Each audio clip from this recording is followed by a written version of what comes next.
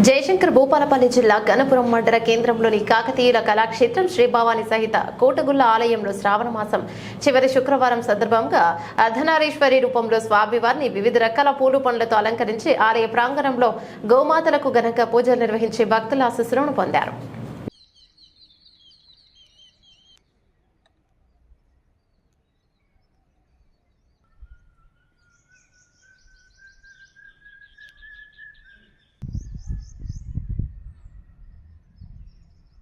The left side.